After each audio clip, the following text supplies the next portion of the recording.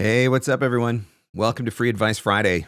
Looking forward to hanging out with you, answering all of your voiceover business and marketing questions. And I don't know, I've been thinking maybe, just maybe, I'll give you a little sneak preview information into the 12 voiceover gifts of Christmas, just for showing up.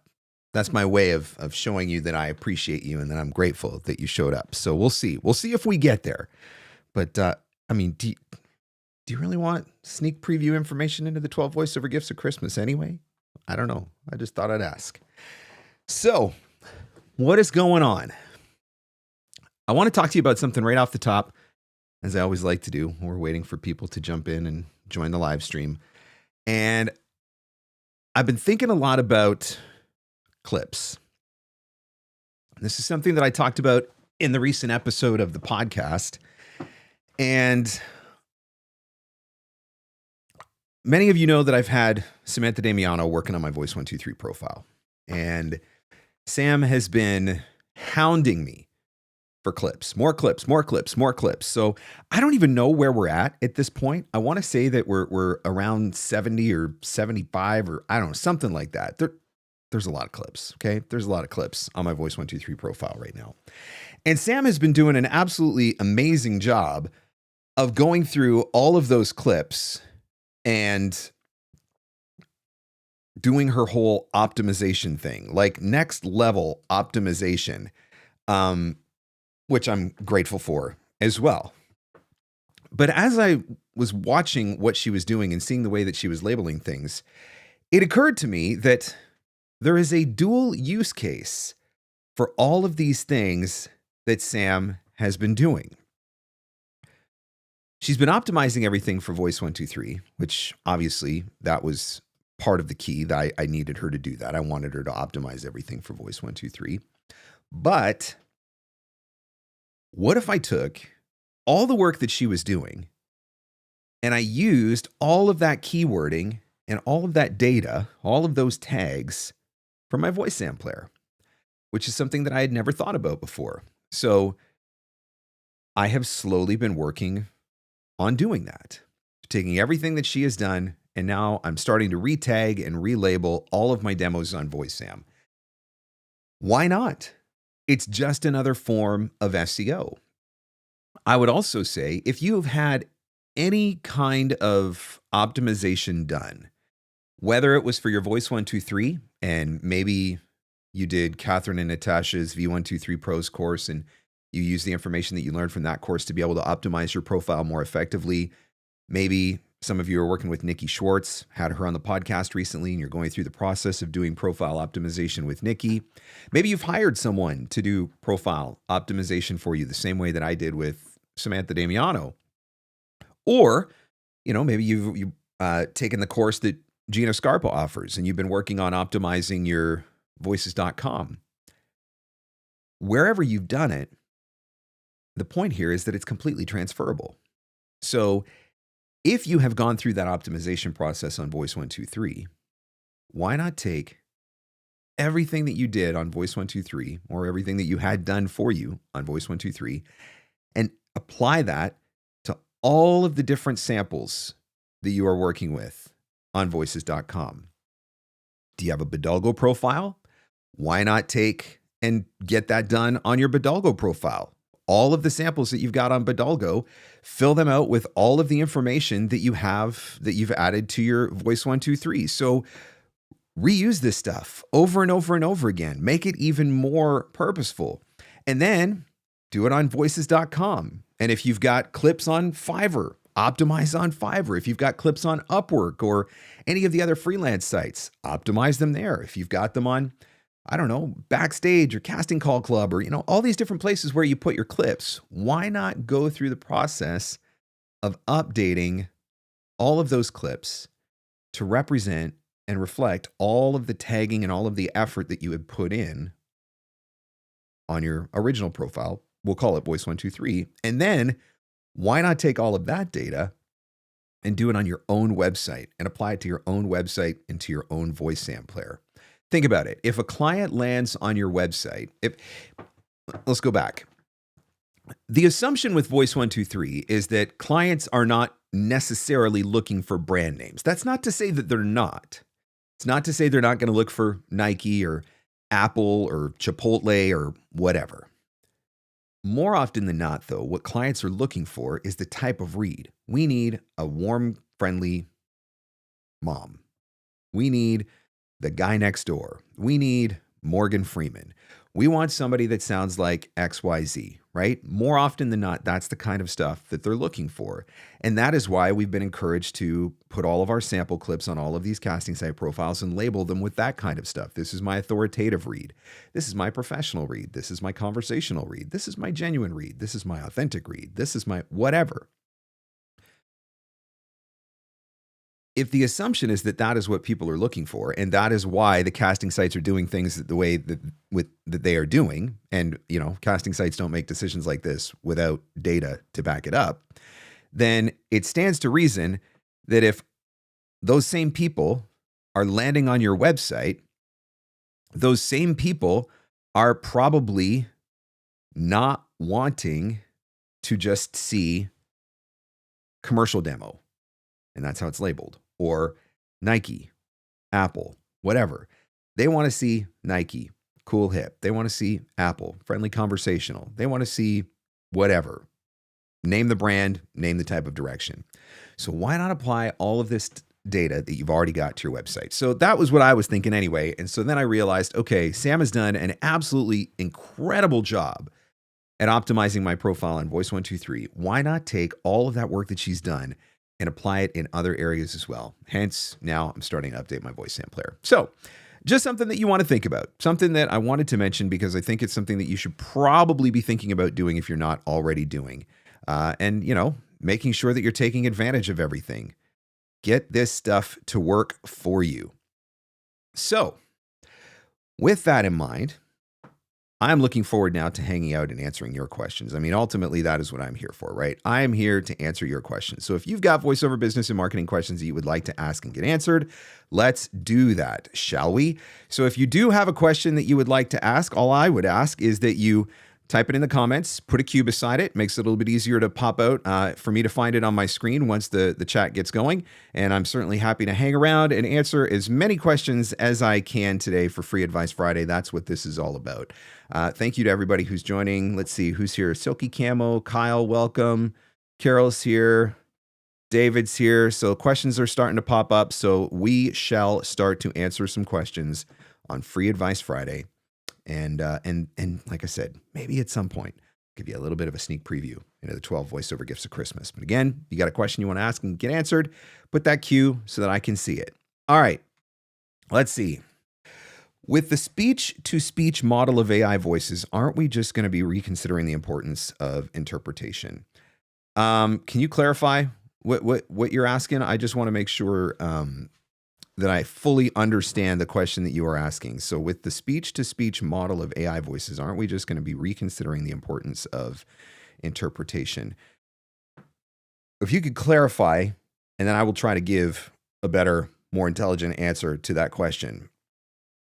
David says, aren't brands searching through third-party accounts? They rarely use a Nike labeled account when searching. In other words, the client is removed from the brand, agency dependent, in producer. The reason why I say that is because every once in a while, you'll see a reference, like on a commercial. Let's say it's some sort of athletic commercial, and they'll say, we want it to sound like the Nike Just Do It, right? And so then if somebody lands on your website and they see that you have a Nike spot, they associate, oh, okay, well, we were looking for somebody who sounds like that or, relates to that Nike Just Do It. So I don't mean that it's somebody from Nike that is necessarily doing the searching. I'm just saying that sometimes those are the references, right? We've all gone into a casting site and seen a reference for, like the latest Apple spot or whatever. And so that's what part of the reason we use those brand names is because sometimes that's what they're looking for. There's certain voices or styles or directions or tones or vibes or feelings that are associated with those brands. And so they're like, oh yeah, we want Nike. Yeah, we're looking for somebody that's young and cool and athletic. And they see you got a Nike spot and they're like, okay, let's listen to that and see what that sounds like. One of the things that is evolving, and I think it's evolving pretty rapidly, is in how people interact with voiceover demos. And so what I mean by that is um, in the past, we have been in a situation where we had one full demo. Oh, hang on a second. I just hit the wrong button. We had one full demo, and it was, whatever it is, 60, 75 seconds long, whatever. Somebody had to listen all the way through, start to finish on that demo. But now we have 6-second attention spans. Actually, we may have 3-second attention spans. And so the chances of somebody listening from start to finish for your whole entire commercial demo, it's becoming slim. They're not likely to do it. The reason why clips work so well is because they can just very easily click through. Think about online casting sites have already said that when people are listening to auditions, 3 seconds, they listen to 3 seconds. Talk to any casting director. In the past few months, I've had Tina Marasco, Kelly Mashinsky, and Marilyn Wisner on the podcast. Every single one of them said the exact same thing. 3 to 6 seconds. They listen, nope. They listen, nope. They listen, yep, flag it for later. They listen, yep, flag it for later. They listen, nope, right? And that's how they're going through. When you've got hundreds of auditions to go through, you don't have time to listen to every single audition start to finish. So they're listening to just clips, basically, right? 3 to 6 seconds. And so that's one of the reasons why I think that this clip format is working so much better. So rather than just posting a 60-second demo, you break that down. There's 5 or 6 clips on your demo. You post each one of those 5 or 6 clips individually. You label each one of those 5 or 6 clips individually. And now when somebody comes on your website and they're looking for a friendly guy next door, rather than having to listen through your commercial demo all the way to see if there's anything that sounds friendly and guy next door, if they land on your website and they see a spot on your website that's labeled friendly guy next door, then boom, they found exactly what they're looking for, and now they don't have to think about it anymore. And so I think that's part of the reason why we're moving in the direction that we're moving, is that it's really about making life easier for these people who are trying to hire us for voiceover. And so thinking about that, this is why the casting sites have moved in the direction that they've moved. I think, anyway, this is the reason why the casting sites have moved in the direction that they've moved. And so why not move in that same direction for your own website and for the way that things work on your own website? To me, I think that's where we're going. All right, Kyle says, which website should I focus on when just starting out? Fiverr, Upwork, etc. I think there's a lot of different directions that you can go. I think that you have to understand that with any of those freelance type sites, Fiverr, Upwork, freelancer.com, any of those types of sites, there's a distinct possibility that the rates are going to be lower. That's something that you have to think about. But I think there are opportunities there. And I know there are voice actors who are making money there. I will be the first person to admit that for a really long time, I was very anti-Fiverr because I genuinely felt like it was just eroding the rates in the industry. It was the race to the bottom. Why were people offering jobs for $5 that I was doing for $250 or $350 or $500? Fiverr has evolved over the years, and I recognize that not all the rates are $5 anymore. In fact, I know people who are doing work on Fiverr that are getting pretty close to GVAA rates, and maybe by the time they put a couple add-ons into their package or whatever, but they're getting very close to GVAA rates. But I would also say that the Fiverr ecosystem has changed as well. It used to be really easy to just jump onto Fiverr and to put up a couple of gigs and away you go, and you start, people start signing up and buying your gig or whatever. That has changed. That is something that has evolved in Fiverr. It's a lot more competitive now. You have to work a lot harder in order to get access to the opportunities. Often I'm hearing that your gigs may not even be found unless you're willing to spend money to advertise your gigs in order for your gig to be found. And so those are considerations as well. But what I would come back to with that is it's no different than like the online casting sites, for example. With online casting sites, you have to understand and play by the rules, right? And Fiverr is no different. You have to understand how the site works, and you have to be willing to play by the rules. And Upwork, no different. You have to understand how the site works. You have to be willing to play by the rules. Maybe you missed my question last time, but one coach said I was ready for a pro demo, but another said I wasn't. What would you do with this feedback? Ooh, this is a really good question. Not knowing who the coaches are, don't need to know who the coaches are in this case. my spidey senses tingle, but here's the problem. Let's just assume that you're working with two really reputable coaches. One of them might say you're not ready because they want to sell you more coaching. That's a problem. But one of them might say, yeah, you're ready for a demo because they just want to get your demo and be done with you. And that's a problem as well. One of them might say, well, you're ready for your demo because they genuinely believe you're ready for your demo. And so you're trying to figure out where the balance is in all of this. And that can be a really tricky thing to navigate. So I think there's probably the number one thing that I would be doing is I would be looking into those coaches a little bit deeper. Talk to a few other people, if you can, who have worked with those coaches. See if you can get some references and find out what their experience has been. Does one have better reviews than the other? Does one have a better reputation than the other? Does one have a higher, 5-star rating or whatever than the other? That would definitely be something that I would be looking at. The other thing that I would consider is, can you get a third-party perspective, right? So you have two differing opinions at this point. Can you bring a third person into the mix in some way? Can you get somebody to do, a lot of coaches offer consultations and things of that nature. Could you do something like that and try to figure out whether or not, does that third person land in a particular area? Yes, you're ready, or no, you're not ready. I would say the other big factor here is, how do you feel? Do you feel ready? So the perspective there is, do you feel like you're being rushed to try to get the demo done? Or do you feel like, I probably would benefit from a couple more sessions?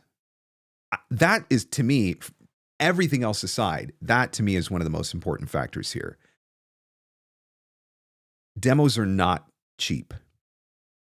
And the last thing that you want to do is spend a bunch of money on a demo that you are not excited about. Spend a bunch of money on a demo that you don't feel like you are ready for. Spend a bunch of money on a demo that you are not ultimately going to be proud of. And so that's the other big question that I would be asking. How do you feel personally right now? Do you feel like, yes, let's go, let's do this. I believe I'm ready. I believe I'm bookable. I believe I'm going to put out an amazing demo. Or do you feel like, yeah, a couple more sessions probably wouldn't be a bad thing? And I mean, in a lot of instances, a couple extra sessions is not going to hurt anything either. So that would be the other thing that I would be thinking about. Should my demo be broken up into clips? Sounds like yes. I think you present it in both ways, Kyle. So if you go onto my website right now, you'll see that I have my demo up on my website, and you can play the demo on the whole. Actually, here, let's just do this for fun. Let's bring up my website. If I click play right now, it will play my demo all the way through. It'll play it as a straight, fully produced demo the way that it was originally built. But I can also just come down here and play this clip, play this clip, play this clip, play this clip. If I click this download button here, it will download my demo as one continuous file, right? One, whatever it is, 75-second MP3. Or I can just download this individual clip, or download this individual clip, or download this individual clip. That's one of the advantages of VoiceZam. That's one of the reasons why I love the VoiceZam player. And if you're not familiar with VoiceZam, or if you want to take a look at VoiceZam, let me put a link in the chat here, voicezam.com/Marc Scott. If you go to that link, voicezam.com/Marc Scott, you get a $25 credit to try out VoiceZam, which basically gives you 2 months of VoiceZam for free. I basically pay for your VoiceZam for 2 months. Then if you decide to carry on, I start to make my money back eventually. But really, I do think this is the ideal way, because I think it gives you the best of both worlds. I think that when demos are produced, a really great demo producer is producing your demo to be one whole unit, right? They're producing that 60-second commercial demo to be played through as a 60-second commercial demo. But so many producers now just want to be able to listen to those individual clips. And so I think when you do it this way, when you present it this way, it gives you the best of both worlds, where you get to have the demo presented on the whole, if somebody wants to hear the demo on the whole, but it also gives you the ability to just do the clip if you want to just do the clip. All right, let's see. Where are we at?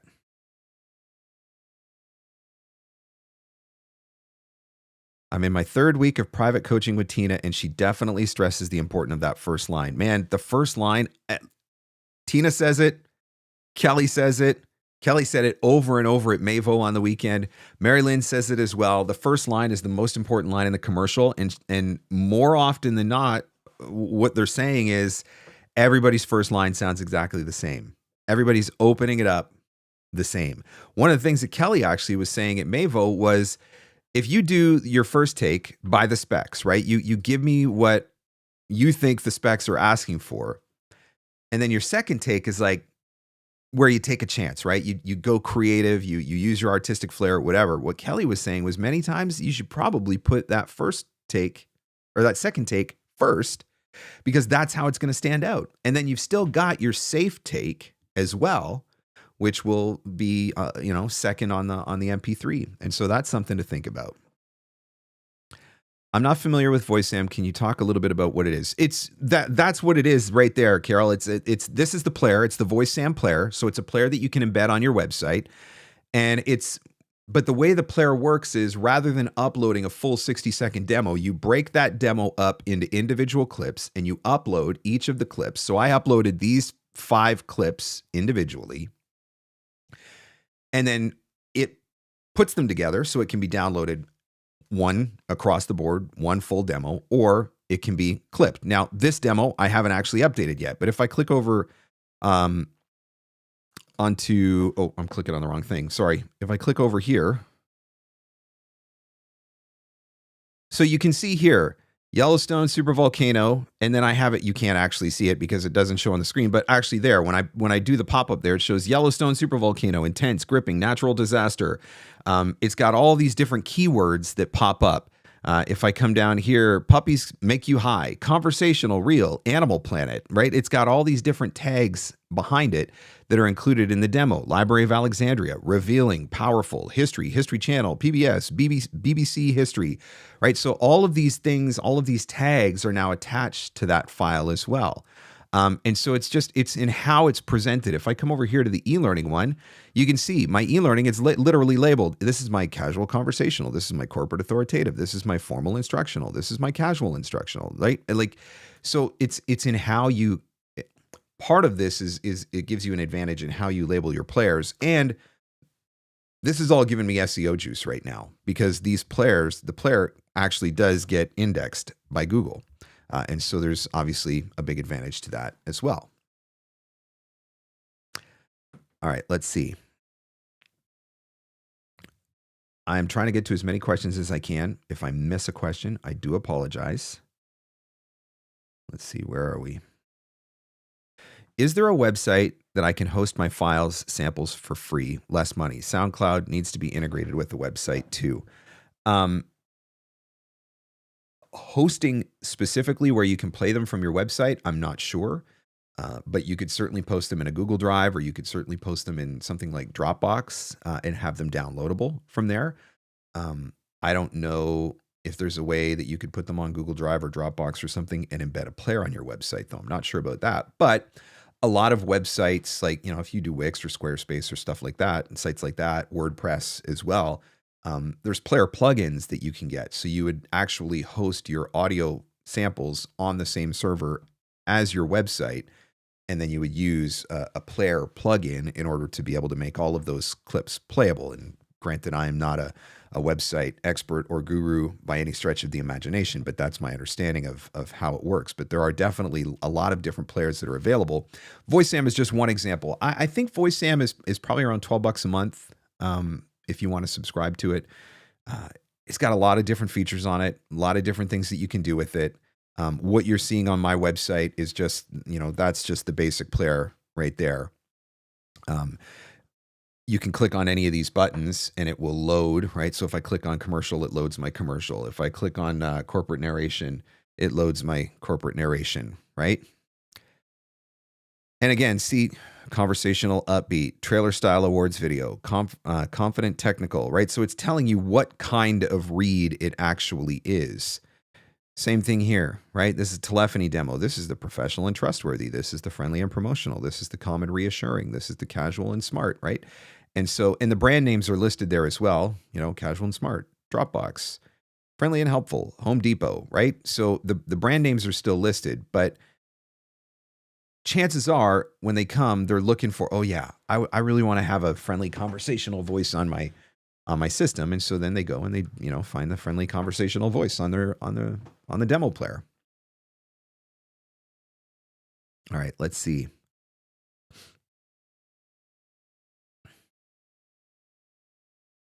Is VoiceZam a plugin? So the way that it works is you go to the VoiceZam website and you upload all of your samples onto the website. It builds the player for you, and then you actually just embed the code. So it gives you the code that you need, and you embed that code into your website, and that is how the player shows up. And so that's the way that VoiceZam works.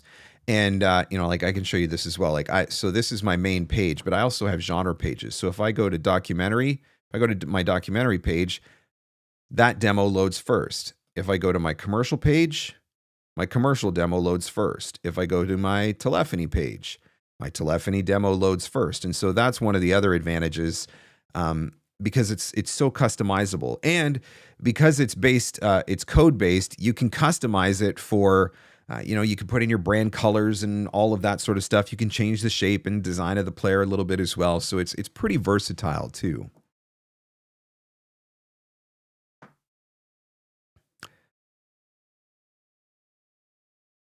All right. What else do you guys want to talk about? Actually, you know what? Maybe it's time to give you a sneak preview of the 12 voiceover gifts of Christmas.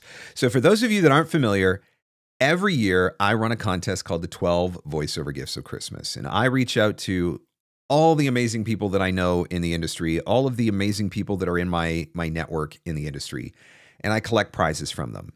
And soon, not yet, soon, there will be a sign-up sheet where you'll be able to go, or a sign-up page rather, where you'll be able to go and enter the contest. But the way it works is every day for 12 days, I announce a new prize. And then on December 24th, Christmas Eve, 12 p.m. Eastern, right here on this YouTube channel, I host a live stream with my entire family, and we give away all of these prizes. Last year, for the 12 voiceover gifts of Christmas, I awarded $36,913 worth of prizes. $36,913 worth of prizes. There were 84 different winners. I don't know if I'm going to be able to do that again. Last year was a bit of a wild year. Certainly, it won't be without a lack of effort. But that was what was going on last year. So this year, I have now confirmed my 12 main prize donors, which are on your screen right now. The Demo Dream Team: Everett Oliver, Ann Ganguza, Marilyn Wisner, Tina Marasco, Joe Cipriano, Cliff Zellman, Kay Bess, Hugh Klitsky, Kelly Mashinsky, J. Michael Collins, and myself. So those are the 12 main prize donors for the 12 voiceover gifts of Christmas. I can tell you that at this point, I have collected about $17,500 in prizes already. $17,500 in prizes. So that's your little sneak preview into the 12 voiceover gifts of Christmas. Right now, my goal is to have the sign-up page ready by December 1st. So I've got a couple weeks left. I'm still working on securing a few details for prizes and things like that. But hopefully, I will have the entry form ready on the website by December 1st. And then we'll start announcing the various and assorted prizes in mid-December. But that is what is going on for the 12 voiceover gifts of Christmas this year. So yes, it is happening. It is in full swing. I am very excited about it. And I think we're going to have another amazing year. And I can tell you already, I've got demos, got coaching packages, I've got courses. I mean, it's all in there. Okay. It's amazing. It's amazing what is going on. And we're just getting started. So that's what's up for the 12 voiceover gifts of Christmas. So again, welcome to Free Advice Friday. For those of you that are jumping in a little bit late, the way it works is pretty simple. I'm just here to answer your voiceover business and marketing questions. If there's something that you would like to ask, a question that you would like to get answered, this is your opportunity to ask your question and get your question answered. So what do you want to know? What do you want to talk about? What can I answer for you? What questions do you have? And by the way, if you asked a question earlier and I missed it, I promise I'm not trying to miss any questions. I'm certainly not trying to ignore anyone. If I missed your question, feel free to type it again. I will keep an eye out for it because I am here to answer as many questions as I possibly can. Let me just go through quickly. We'll scroll back here to the beginning and see.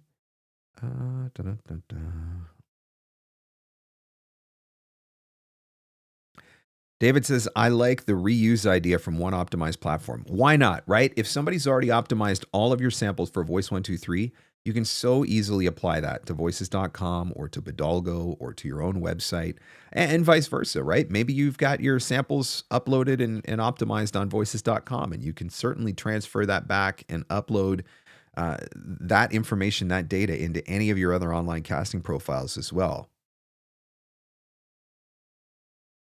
Advice on an icon or website logo do I need/want one? I think anytime that you can have consistent branding, it's really important.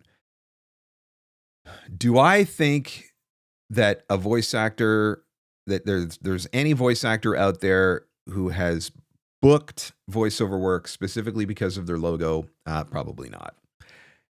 Do I think that having a logo and an identifiable brand makes a difference? Yes, I think that it does. I think that it helps to make you look more professional. So I think if you can get your logo sorted out, perfect. I think if you can upload the little favicon or whatever it is that they call it, I think it's just creating consistency across the board, right? It's trying to make you more recognizable. Same logos, same colors, same fonts, all of that sort of stuff. I think it just makes you, you're creating an association, basically, is what's going on there. Tab says, I've recently noticed that agents are moving over to double dipping by asking for their commission as well as agent fees. What do you know and notice about this? What I know is that agents are trying to make money. That's what I know. I know that agents are not making as much money as they used to because not as many jobs are going through agents. I know that the rates on a lot of those jobs are not what they used to be. I think that is partly a byproduct of online casting. Why would I go? Well, perfect example. How many times do you think there's been a job that agents would have cast for $5,000 and somebody goes and posts it on an online casting site for $300 and 50 voice actors audition for it within 30 minutes? And you think, well, that's ridiculous. Who would do that? Let me tell you something. Every time you go onto an online casting site and there is a commercial, and that commercial is asking for in perpetuity global usage, and it is being posted for $250 or $300, you are literally leaving multi-thousands of dollars on the table. But every single time one of those jobs gets posted, it gets filled, and more people audition than what the job asks for. How do I know? I see them. I had one. Earlier, last week, I had one. It was global usage in perpetuity for $300. And they were asking for 50 auditions. And when the audition came to me, 75 people had already submitted. 75 people were willing to give up their voice, global usage in perpetuity on a broadcast commercial for $300. That commercial is worth multi-thousands of dollars. And so as people start to figure out, well, hey, why am I going to the agents for this when I can go to Voice123 and find some voice actors willing to do it for a couple $100? We only hurt ourselves when we do it, but ultimately it does impact the agency model. And so, yeah, there are agents that are double dipping. Some of them are pretty honest about it. Some of them not so much, but is it happening? 100%, 100% it's happening. Colin says, you showed us that you have a separate page for each genre. I have been told by many people to have them on the same page and the first thing people see when they go to your website. So let me clarify that. Should you have all of your demos on your main page? So when you go to marcscottvoiceover.com, all of my demos are there. They are right there on the main page.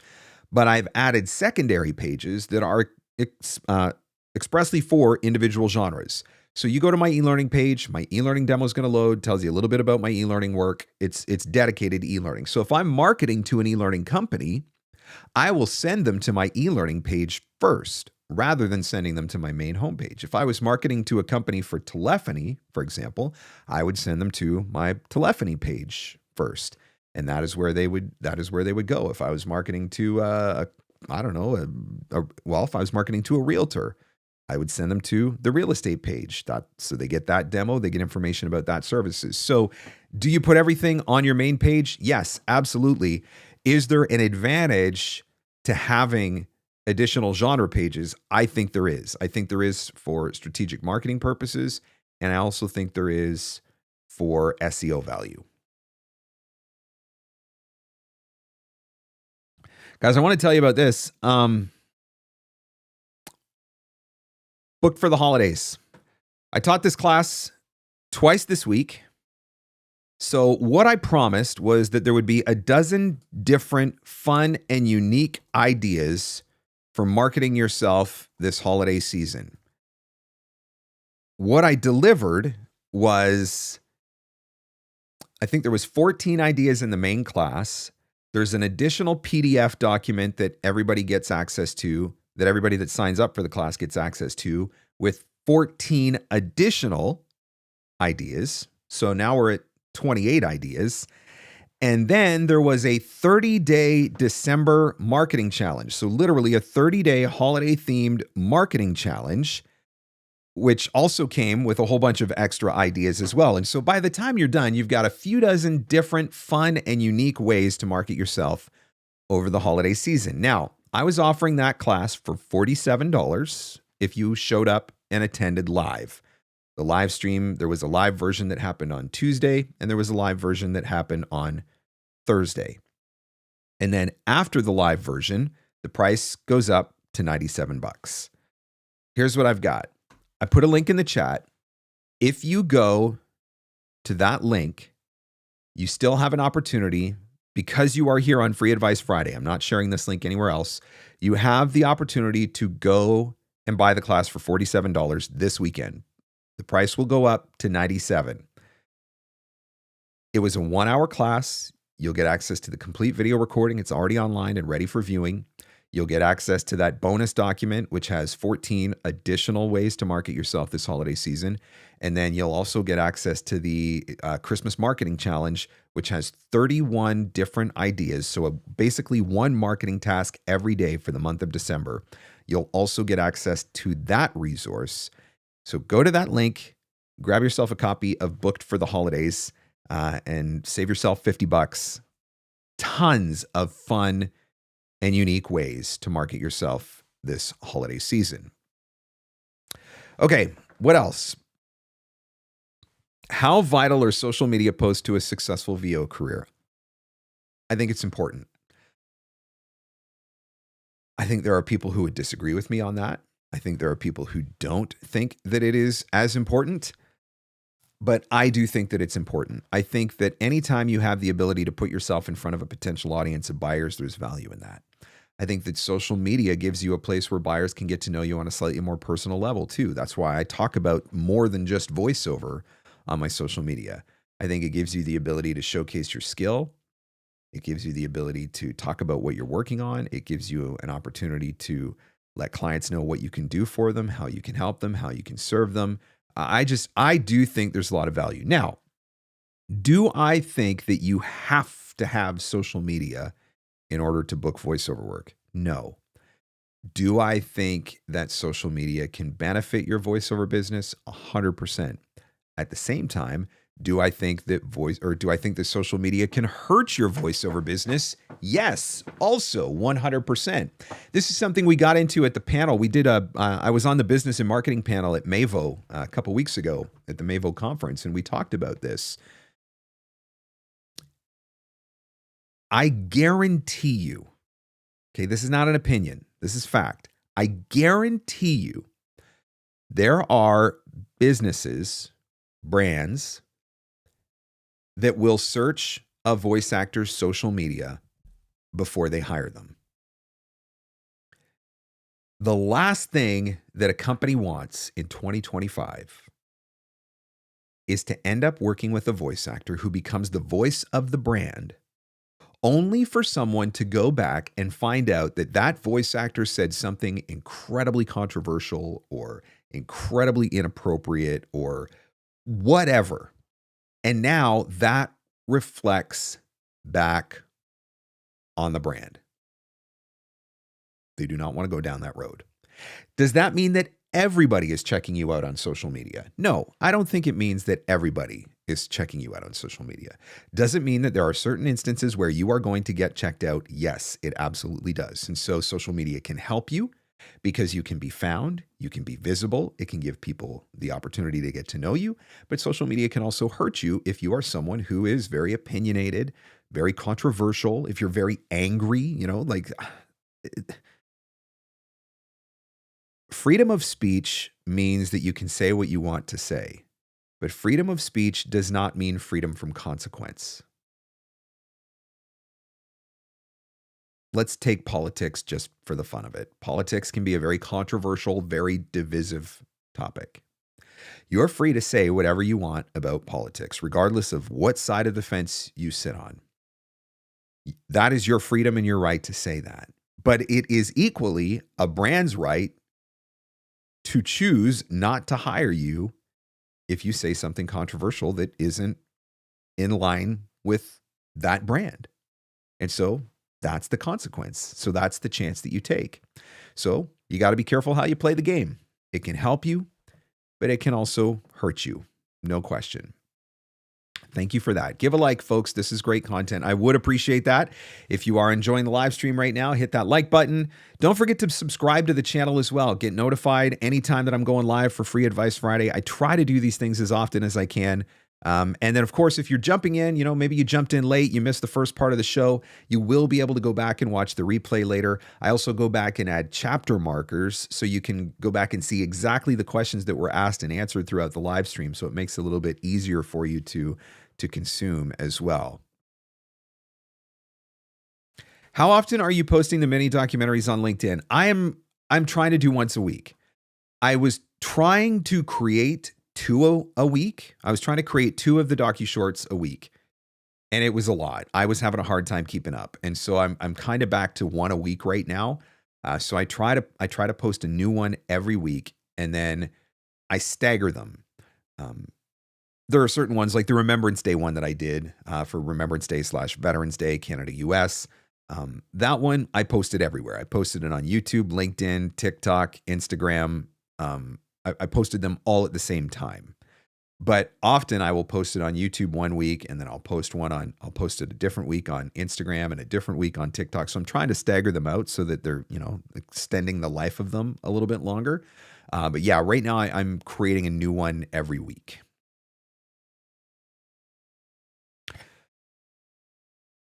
What else do you guys want to talk about? Cheers.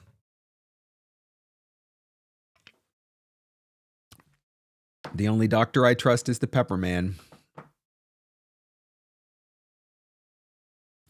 What questions can I ask and answer for you? Don't forget to check out the latest episode of the podcast, Who's Pushing You? It is a boot to butt episode. The latest episode of the podcast is just me talking about a lesson that I have been learning lately. And that episode was actually inspired a lot from what happened at Mavo, but also from what had happened in a podcast interview that I had recorded earlier in the day. And something that I picked up from the episode that I recorded earlier in the day. But it is a boot to butt episode, but it asks a very important question. Who is pushing you? Who do you have in your voiceover business who is driving you to do better, to be better? It's a shorter episode, so easy enough to listen to. It's available right here on the YouTube channel. You can go watch it after Free Advice Friday, but definitely an episode that I think is worth checking out. All right. What other questions? EcoOrb CRMs. That is a question about CRMs. Oh, okay. Hang on a second. I'm scrolling back through the chat here. All the CRMs I've looked at are confusing. What CRM is the most intuitive for sales development, keeping track of prospects, emails, and follow-ups? Okay. This is fair. A lot of the CRMs are a little bit overwhelming because a lot of the CRMs are really designed for teams and small businesses. And when I say small businesses, I mean, yes, as a voice actor, you're a small business, but we're really a solopreneur, right? We're really a company of one. And a lot of CRMs are built for larger companies, small teams. I am a big fan of Nimble. That is the CRM that I have been using since 2016. I think it is probably the most feature-rich CRM in its price range of all the other ones that I have test drove. And I have tested a lot of different CRMs. It's a little overwhelming in the beginning, not going to lie. Every CRM is, especially if you've never used one before. But once you get your workflow down, it becomes very intuitive. I do offer a class that I teach for, it's $47 for the class. And I literally walk you through step by step. It's my screen. You get to see my Nimble on the screen, and I walk you through step by step how I set the software up.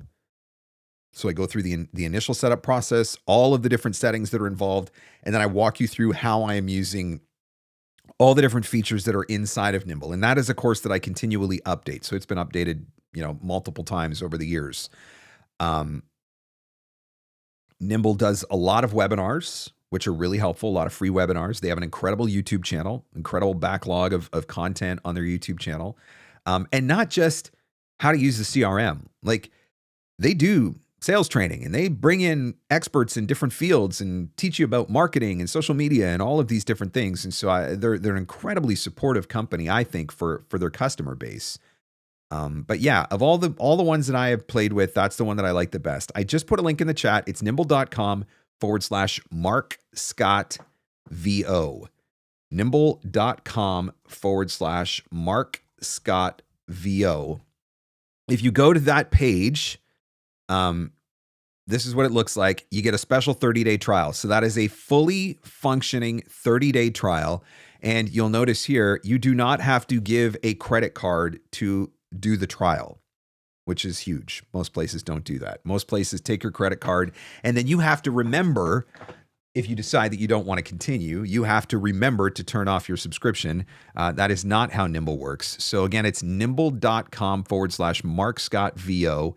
If you want to go and check that out and get that fully functioning 30-day trial, and just play around with it and see what you think. And then if you decide, yeah, this is the CRM that's going to work for me, if you want to check out my class, check out my class. That's available at VOpreneur.com. If you go to the website, we can do that here too. You go to VOpreneur.com, click on the store button, and it's down here. How I use Nimble. That is the class right there, $47. And like I said, that class I'm updating all the time, and I'm only going to sell it to you once. So once you buy that class, if Nimble goes and overhauls their entire user interface and I have to redo the whole entire course, you get access to the fully updated course as well. All right, let's see. I have connections with some big names in the industry that tell me if I have questions to reach out to them, but I do not. I do not want to take their time. You know what? When somebody gives you their permission to reach out to them, I think in most cases they're saying that because they're genuine. I don't think most people say it in hopes that you never do reach out. But here's what I will say. I offer 15-minute consultations on my website. Those are free 15-minute consultations, and they're available to anyone. You go to VOpreneur.com, boom, click, sign up for a free 15-minute consultation. I'm willing to give you 15 minutes of my time. That's why I have those 15-minute consultations. But you have to be respectful of that. And so, two things that drive me crazy. One, when people sign up for a 15-minute consultation and then don't show up, which is probably about 35% of the time that people sign up for a 15-minute consultation with me. It goes in my calendar. That time is now blocked out. I can't schedule that time for anything else. I'm keeping that time specifically for the person, and then they don't show up. That drives me nuts. And two is when they show up, we do our 15 minutes, and they're like, I know we're at time, but I have one more question. And then I answer one more question. Okay. I know we're over time now, but I have one more question. And they try to turn a 15-minute session into a 40-minute session. And that really bothers me. I think you got to be respectful of the time. If somebody's willing to give you a little bit of their time, if one of these big shot people in the industry says, you know what, if you have a question, ask me the question, then ask the question, be respectful of their time. And if you feel like you need more of their time, then let them know. And please, if this goes beyond the scope of what you're willing to do or what you're able to do, I'm certainly happy to pay for 30 minutes of your time or whatever. Like, let them know that you're willing. And I think that's how you do it. I think it's really about common sense, which I appreciate isn't necessarily always common anymore, but that's how you handle it, I think. Where do we go these days in order to record a market-ready demo? Who are the top coaches? Okay, really good question. J. Michael Collins, I think, is totally legit. One of the best that there is. I'm doing a commercial demo with J. Michael. We just scheduled it. It's going to happen in January. Ann Ganguza, I think, is totally legit. I've recorded a demo with Ann. She actually recorded my e-learning demo. She can do a lot of different genres. She's totally legit and respectable. Everett Oliver, Dave Walsh, Kelly Mashinsky, Mary Lynn Wisner, Chuck Duran, Eric Romanowski. Let's see. Who else? The Demo Dream Team. So there's 8 right off the top of my head. I'm going to get in trouble because I'm probably going to leave someone. I'm going to forget to mention somebody's name, but that's 8 right off the top of my head. All of those are completely respectable, trustworthy. They're producing top quality demos, the kind of demos that can get you reputable agents. And all of those people, I believe, none of them will produce a demo for you if you are not ready, which I think is also really important. I think a really good demo producer will be willing to say no. They will be willing to say, no, you're not ready yet. And that is because their reputation is on the line as well. If they produce a bad demo, it reflects poorly on them. So they do not want to produce a bad demo. And that's why I think a really good, reputable demo producer will tell you straight up if you're not ready. How often do we need to update demos, specifically commercial? I don't know that there is a proper answer for this, but I do think that there are a few things that you should take into consideration. First and foremost, is it reflective of your ability now? I would say in 90% of cases, probably 100% of cases, your first demo is going to have the shortest shelf life because you are probably going to make a ton of improvement between your first and your second demo. So your first demo will probably have a shorter shelf life just because you are going to be getting better rapidly. So is it still reflective of you and your skill set? Are you proud of it and are you willing to market it? If you are at a point where you don't love your demo anymore, that's problematic.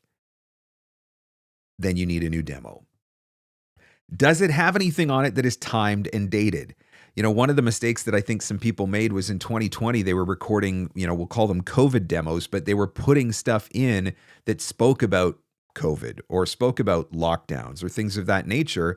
And by doing that, you literally put an expiry date on your demo, or at least on that spot in your demo.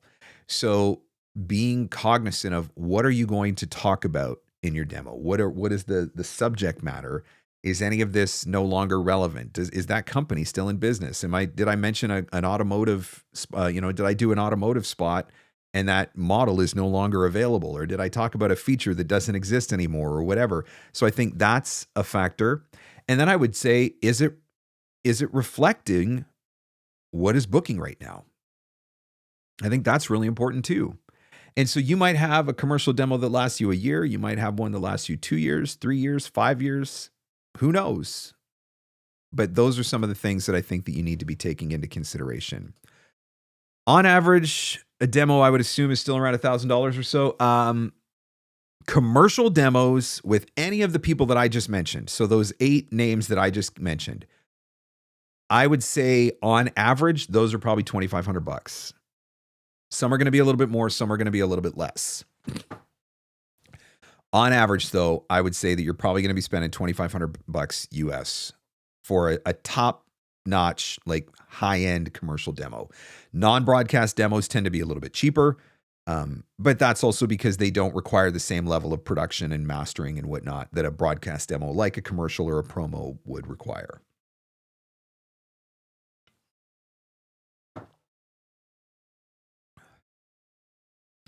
My commercial demo produced by J. Michael helped me get my first agent, and that's it. A good quality demo should do that for you. It should be able to get you that agent. It should be able to pay for itself multiple times over.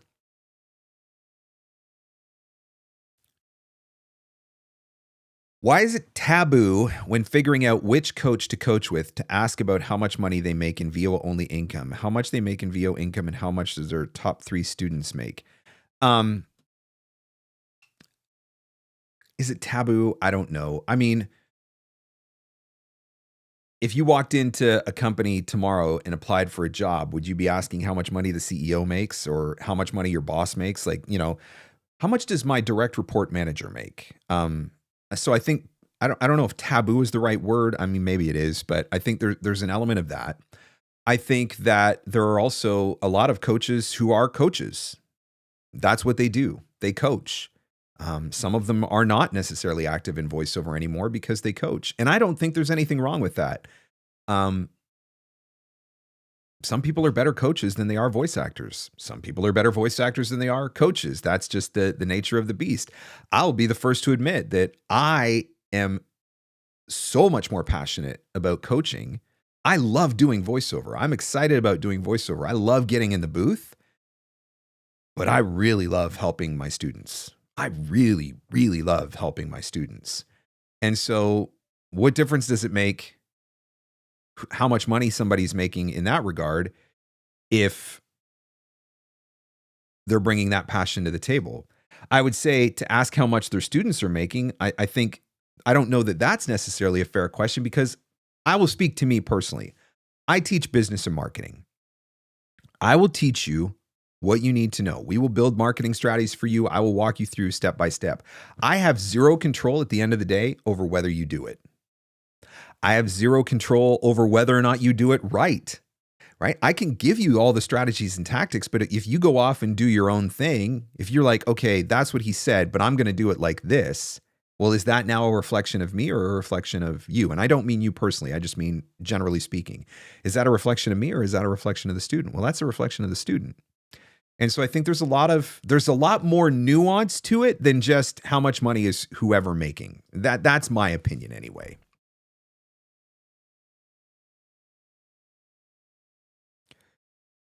Political demos and promo demos need to be refreshed a lot more often, most likely. Political demos especially because, I mean, come on, political climate changes every 12 minutes, I think. So yeah, political demos definitely probably going to have to be changed on every major cycle, especially if you have issues-based stuff.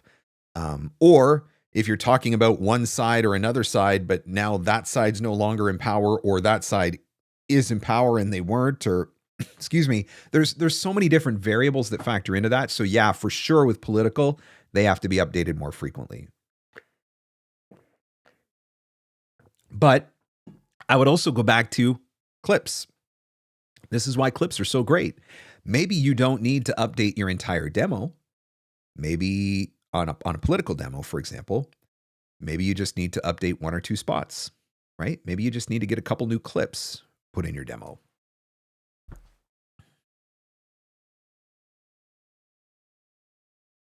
It does seem like demos get funneled through a select number of coaches and subsequently producers, so it kind of would be nice if there were more quality options. I mean, I just gave you 8. I don't know how many more options you need. I mean, I could come up with more, I'm sure. I do not think that demos get funneled through. I do not buy into the whole, VO Illuminati or gatekeepers or anything like that. I think it's like anything else, the cream rises to the top. There are 1,000 places where you can go and get your demo produced. No question. You'd go and do a search online right now, and I'm sure you could probably find a couple hundred demo producers really, really quickly. And some of those people are going to charge you $3,000 or $3,500 for a demo. Some of them are going to charge you $2,000 or $2,500, and some of them are going to charge you $500 for a demo.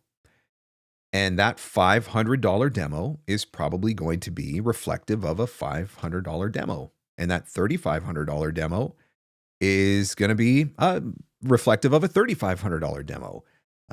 There's a difference between Kia and Ferrari, and there's nothing wrong with a Kia, but I would rather have a Ferrari if I was in a drag race, right? And so I just think, I think it's more like that. There's definitely a gatekeeper narrative that goes on in certain circles of the internet when it comes to voiceover. I mean, I've been in this industry for 20 years. If there are gatekeepers, I haven't found them yet. I'm certainly not one of them. I've never been, I've never been branded into the Illuminati. I've never had to go through any rituals or anything like that. I just think that there are A-list voice actors, and there are B-list voice actors, and there are C-list voice actors. And there's a place for everyone in the industry, right? There are people who are booking jobs on the Super Bowl, booking Super Bowl commercials and booking network promos for whatever, HBO. And, there are people who are doing Bob's Barbershop commercials on Fiverr for, $25. And the guy that's booking the network promo is probably not going to be the guy that's doing the Bob's Barbershop commercials on Fiverr for $25. There's the reality. That's just the reality of the industry. There's differences. There are differences. And so I have always made decisions to work with the best people that I can work with. And it has never done me wrong in my career. When I get a JMC demo, I pay the same price as everybody else. When I did my demo with Anganguza, I paid the same price as everybody else.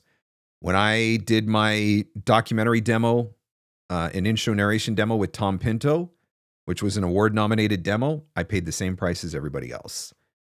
I just choose to work with the best people that I can work with because I want to set myself up for the best possible chance that I can give myself. And that's the way I look at it. I don't look at it as gatekeepers. Now, do I think that if I get a JMC demo, I stand a much better chance at getting an upper tier agent than if I get a demo from some random recording studio down the street that doesn't specialize in voiceover? Yes, I think that. Does that mean that it's because JMC is a gatekeeper? No, I don't think so. I think it just means that he knows the industry and he produces a better demo and it gives me a better shot. That's all. Again, my take it or leave it. It's the beauty of the internet. But it's a really interesting discussion. One that happens a lot. I don't think that sometimes it gets talked about openly enough. But that's my take. Guys, I got to go.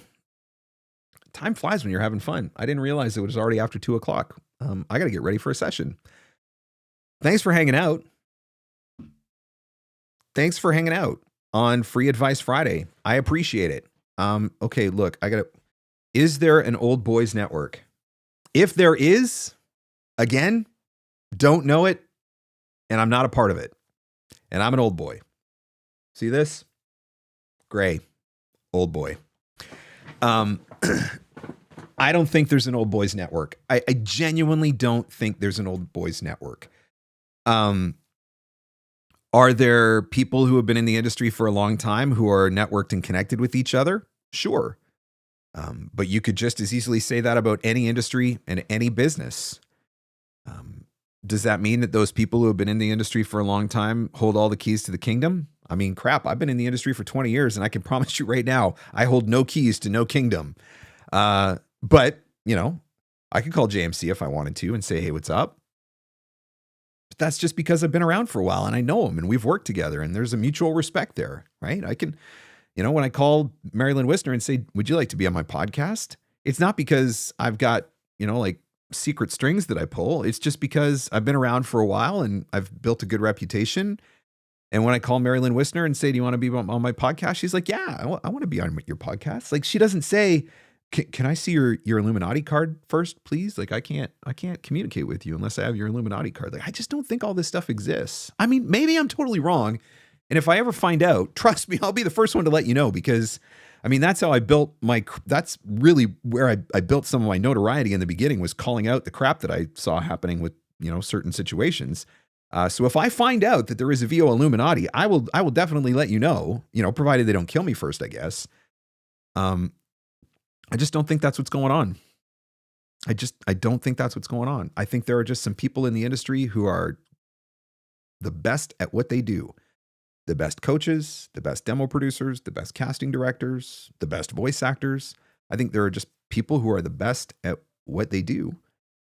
And, some people don't like some people don't like it.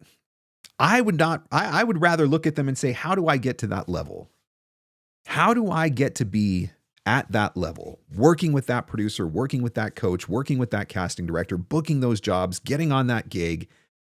I would rather say that than sit around trying to decide whether or not there's a conspiracy theory about somebody trying to keep me from success.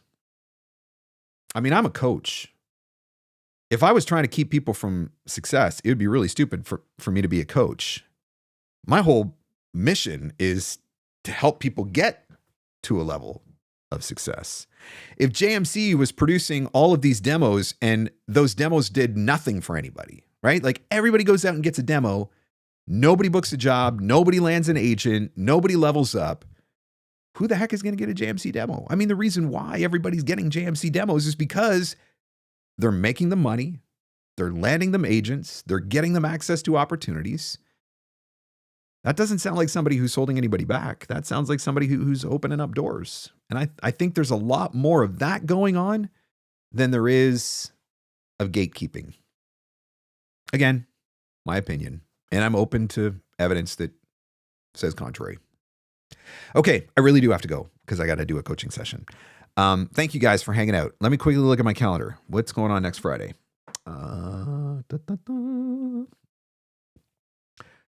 I think I'm going to be able to do Free Advice Friday next Friday. So hit the like button before you go. Hit the subscribe button as well. You'll get notified. And if we go live again next Friday, you'll be the first to find out. I'll see you next Friday at 1 o'clock Eastern. Pretty sure I'm going to be able to do it. Okay. Thank you guys. Great conversation today. I appreciate it. I really do. And you know, I hope I gave some good answers and hope I shine a little bit of light in certain areas. All right. Whatever you decide to do this weekend, as always, have fun, stay safe, and go find some leads.